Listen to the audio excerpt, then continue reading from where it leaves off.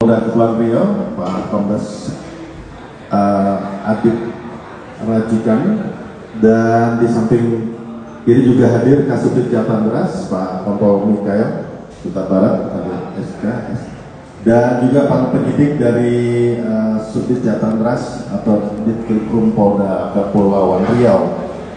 Baik, pada hari Senin tanggal 20 Mei 2024 ini, tentunya Kepolisian Daerah Kepulauan Riau khususnya Direktorat Reserse Kriminal Umum Polda Kepulauan Riau, di mana Subdit Jatanras dalam hal ini telah berhasil melakukan pengungkapan kasus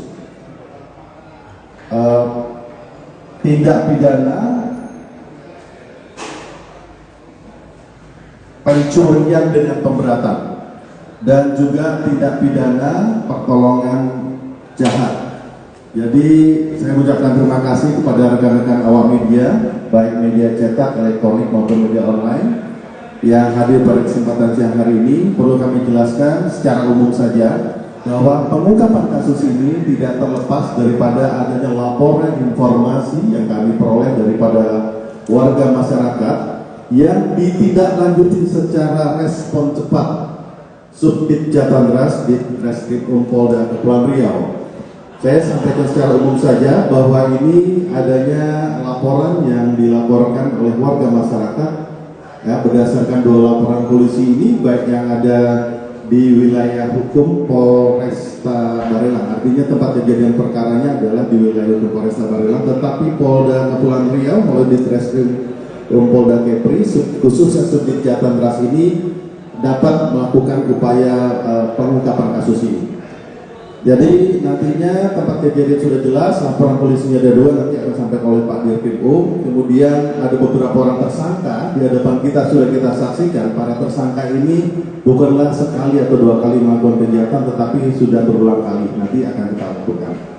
Dari pengungkapan ini tentunya sudah kita lihat beberapa modus operandinya, dan juga nanti secara detail juga akan digambarkan bahwa pelaku ini sudah melakukan aksinya berulang kali, dan ini adalah respon cepat yang dilakukan dari mulai pelaporan tanggal tempat kejadian, artinya sudah kita baca situasi itu di bulan April, akhir April, kemudian korban ataupun pelapor melakukan laporannya di tanggal 7 Mei 2024 dan dalam waktu singkat dapat diungkap.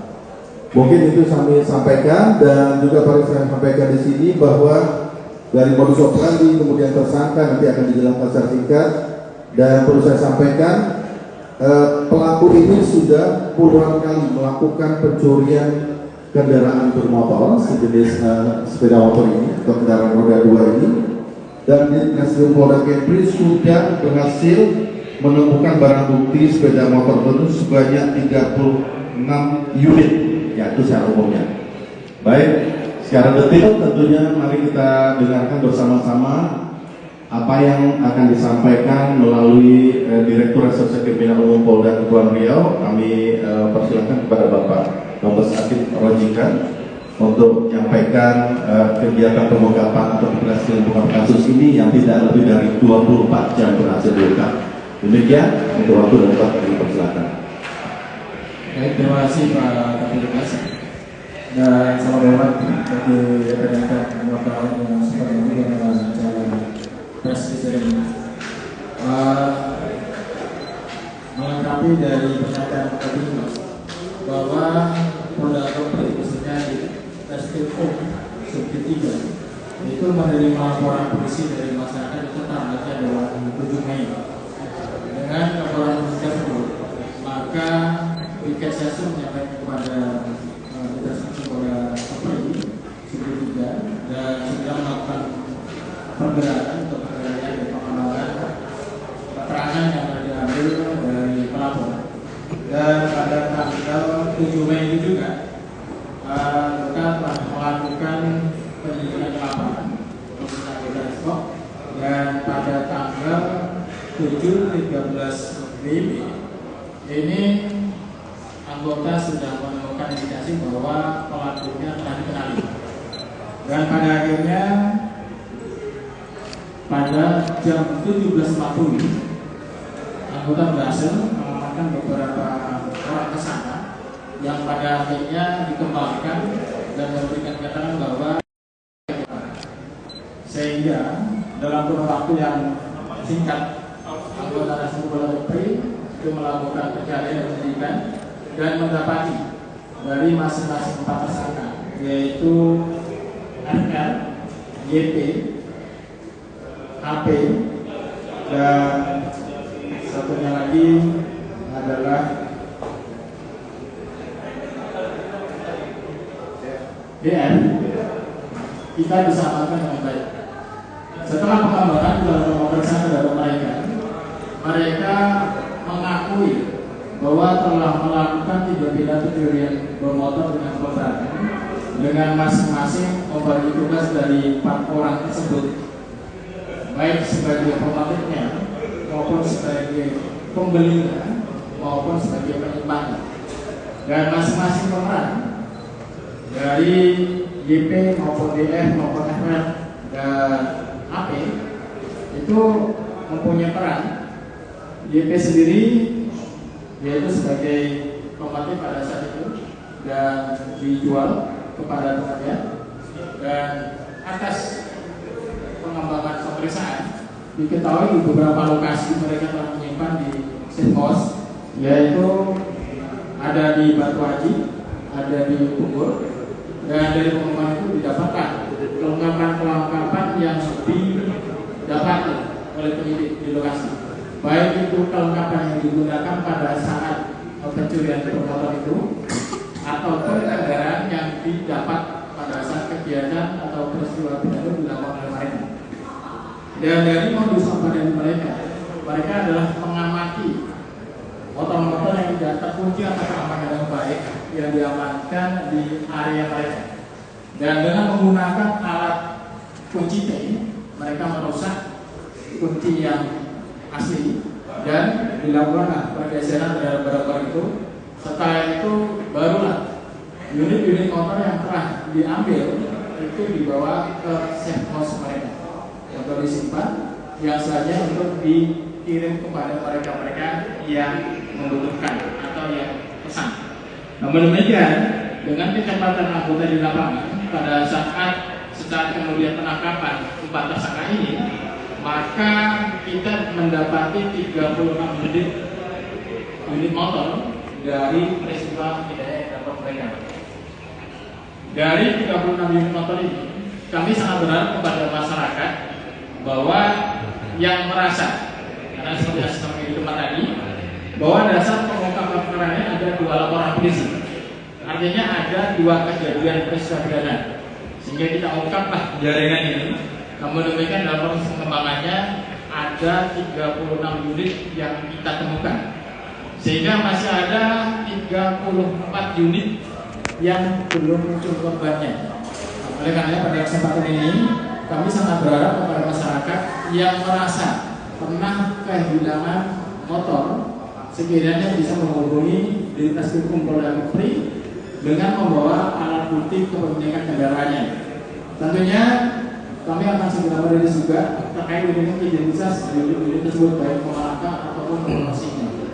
Terhadap 4 tersangka ini, mereka kita terapkan pasal 363 ayat 2 KUHP pidana dan atau pasal 362 KUHP juru pasal 65 KUHP tentang dugaan tindak pidana pencurian dengan pemberatan dengan ancaman maksimal 7 tahun penjara.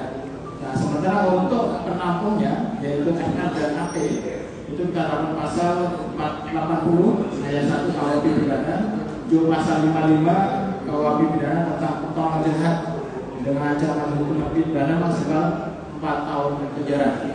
Dan tentunya siapapun tidak menginginkan kehidupan akan berakhir di penjara. Karena saya mengimbau kepada masyarakat ketika ada kesulitan ekonomi, penuhilah ekonomi tersebut dengan cara yang baik tanpa harus melanggar pidana. Sekali itu yang kami sampaikan secara detail. Nanti silakan kalau ada yang ditanyakan. Terima kasih. Assalamualaikum warahmatullahi wabarakatuh. Waalaikumsalam. Terima kasih Pak Dirkrim Polda Kepri, Pak Kombes Presiden. Tadi sudah kita dengarkan bersama-sama rekan-rekan berkaitan dengan modus operandi dan juga file and recording yang ada di Direktorat Reserse Kriminal Umum. Artinya para pelaku ini tentu tidak hanya sekali melakukan aksi perbuatannya, dan juga rata-rata dari korban yang melaporkan kepada pihak kepolisian ini tidak terlepas adanya kelengahan. Artinya di sini dari laporan yang dilaporkan tersebut, para korban atau pelapor ini sudah mengunci stang. Artinya sudah mengunci kendaraan bermotor atau motor tersebut sudah dikunci stang, tetapi tidak ada penguncian tambahan lainnya. Nah, ini yang perhatian kita sekali lagi, kelemahan-kelemahan itu yang dibaca oleh para pelaku, dan pelaku akan melihat adanya suatu kesempatan. Jadi di sini begitu ada niat, kemudian pelaku ada kesempatan, pelaku dengan secepatnya akan melakukan aksi kejahatan tersebut. Ini yang bisa kami sampaikan, dan mungkin ada pertanyaan, kami berikan kesempatan kepada teman-teman semua. Silakan. Ya, sini. Ya, silakan.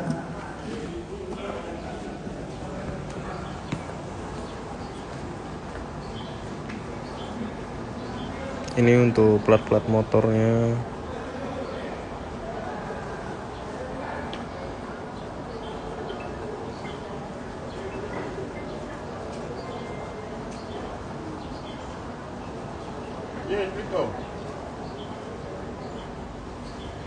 Ada kakinya di bawah itu, yang nyambung ke ban. Terima kasih atas pertanyaan. Yang pertama, dilihat dari barang bukti yang kita tahu, ini adalah satu tentunya para pelaku kejahatan ini ada dalam mobil barang itu. Ketika pasang suruh pasang aja yang dan dari temuan dan dari pemeriksaan juga diharapkan barang-barang ini cepat terjual, sehingga sasarannya adalah motor-motor yang sejenis kopi dan seterusnya. Terkait dengan barang-barang ini apakah sudah sampai di tangan pembeli saat penggerbekan atau pengembangan oleh Resmob, barang-barang masih ada di dalam safe house yang telah digantungkan mereka. Ada 4 tempat, ada yang di Bungur, ada yang di Batu Haji, dan ada di 2 tempat yang lainnya. Sehingga sebelum ini terdistribusi, mereka terjaring oleh anggota Resmob. Saya kira itu, Bu. Cukup ya, silakan untuk dari detik. Ya, yang pertama, apakah para pelaku ini residivis? Kayaknya ada satu aja yang nggak asing, kayaknya udah pernah diamankan sebelumnya. Nah, apakah yang pencurian ini dilakukan di wilayah Batam atau di luar juga?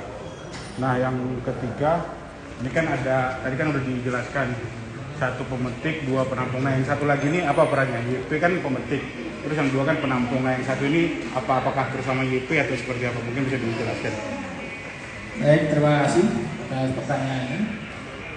Terkait dengan mereka residivis atau bukan, mereka ada 1 yang residivis, dan pada saat proses penangkapan juga kita memberikan ketegasan kepada mereka supaya masyarakat bisa melihat dan pelaku-pelaku tindak pidana bahwa polisi itu tegas, sehingga sempat kita hadiahi Timur Tengah di Batunya sebagai kenang-kenangan.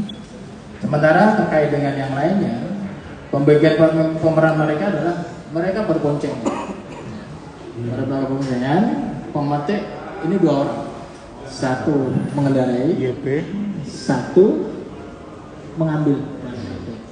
Yang mengendarai ini mengamati situasinya, yang 1 langsung memetik. Nah, sementara yang kedua dan ketiga itu membeli dan menangkap atau mengamankan. Begitu. Ya.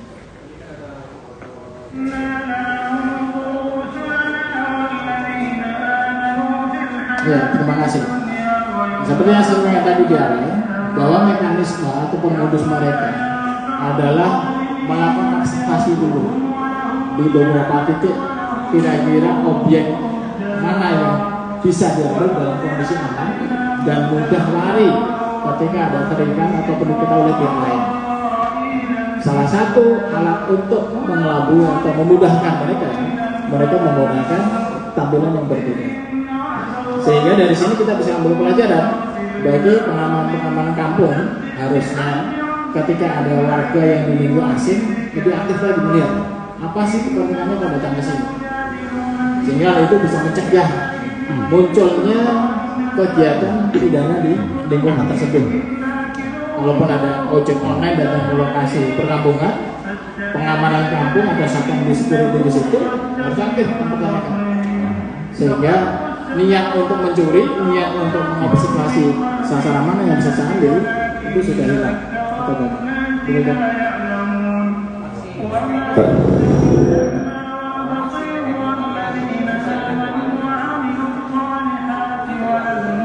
Aksi ya sempat terekam di media sosial, dan ini pentingnya CCTV juga. Jadi dengan adanya CCTV ini adalah awal dari penyelidikan yang bagus sekali oleh penegak hukum. Mengawali langkah penyelidikan arah-arah dari CCTV itu lah kita bisa mengungkap suatu peristiwa pidana. Maka saat ini juga saya ingin kepada masyarakat dalam bagusnya modal sedikit ada jika perempuan diberikan CCTV untuk membantu. Baik, jadi apa yang tadi disampaikan oleh Pak Hukum dan juga dari rekan-rekan para penyidik, kebanyakan para korban itu adalah adanya titik kelemahan di mana dia pada saat memarkir kendaraan. Sekali lagi dihimbau kepada seluruh warga masyarakat, apabila ingin memarkir kendaraan betul-betul diparkir di tempat yang aman. Kemudian juga dilengkapi dengan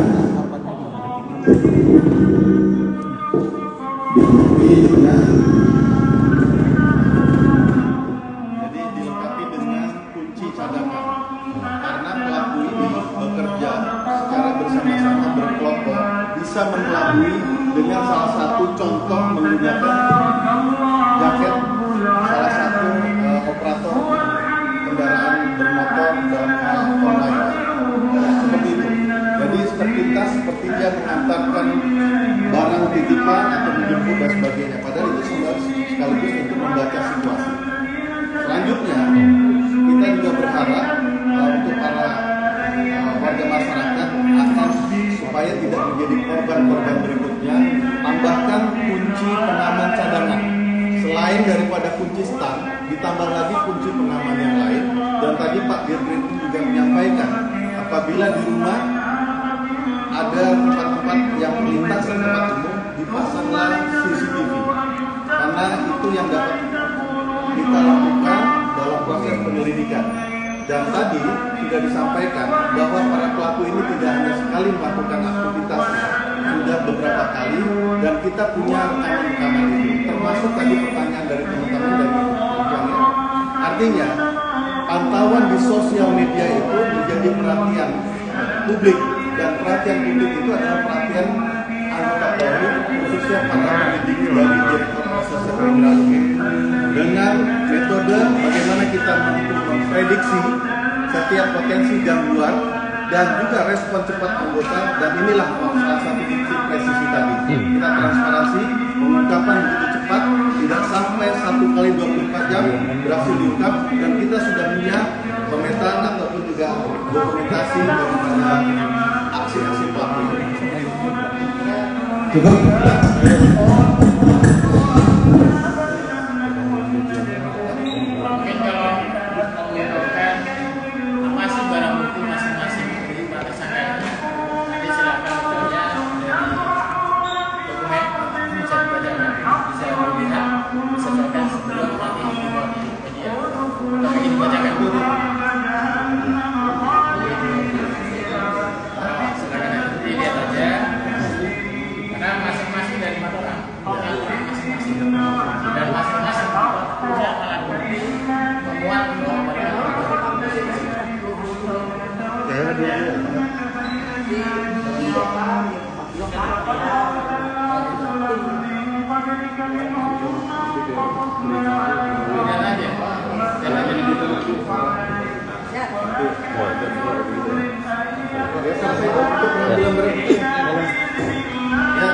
Di bawah Pak Dir, di motor Pak Dir, izin.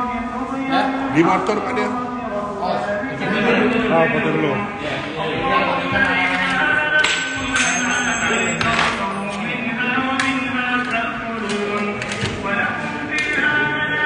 Ini yang selalu dipakai untuk namanya kunci T tersebut. Kanan Pak Kabit. Tengah Pak, tengah Pak. Tengah Pak.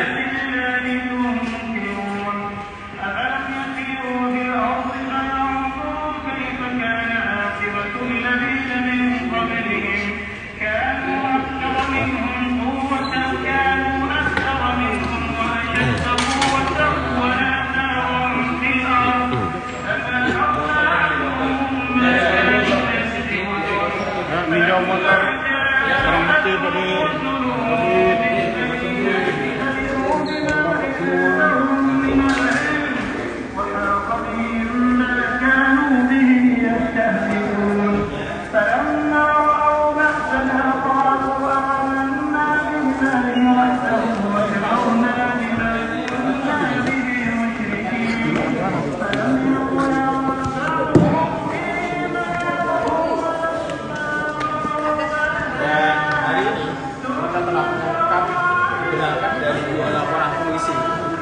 itu terungkap 36 unit motor, dan hasil ungkapan itu dari 38 motor yang 2 teridentifikasi dengan LP, yang 36 unit itu masih belum ada identitas korbannya.